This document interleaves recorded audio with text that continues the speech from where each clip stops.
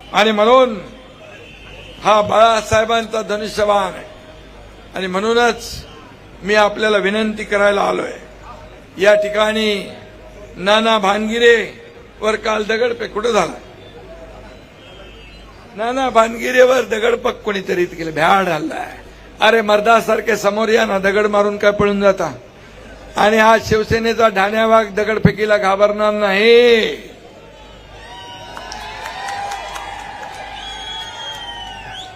हिम्मत असेल तर रिंगणात 2 हात करा, मग बघा शिवसैनिकाचा इंगा कसा असतो ते।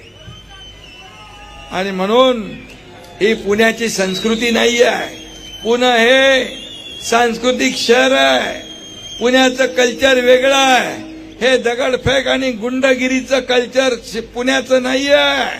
पुणेकर सुज्ञ आहे। पुणेकर जनता, एक पुणेकर जनता ही याला संस्कृती आणि परंपरा पुण्याला लाभलेली आहे।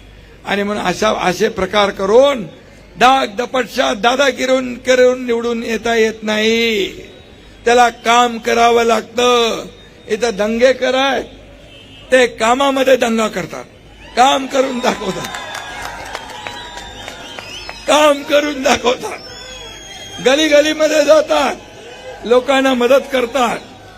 आणि म्हणून मी आपल्याला सांगतो, आमचा प्रत्येक शिवसैनिक, आमचा प्रत्येक कार्यकर्ता कोविडमध्ये असो मदतीला धावून जातो, स्वतःचा जीव धोक्यात घालून काम करतो।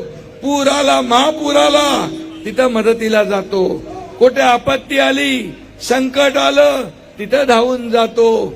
हा शिवसैनिक जो आहे, हा कार्यकर्ता सर्वसामान्य लोकांच्या गरजेला, मदतीला, सुखात दुःखात अडचणीत या ठिकाणी धावून जाणारा कार्यकर्ता आहे। आपल्या परिसरातील बातम्या आमच्यापर्यंत पोहोचवण्यासाठी स्क्रीनवर दिलेल्या क्रमांकावर संपर्क साधू शकता। दूरध्वनी क्रमांक 8652414343।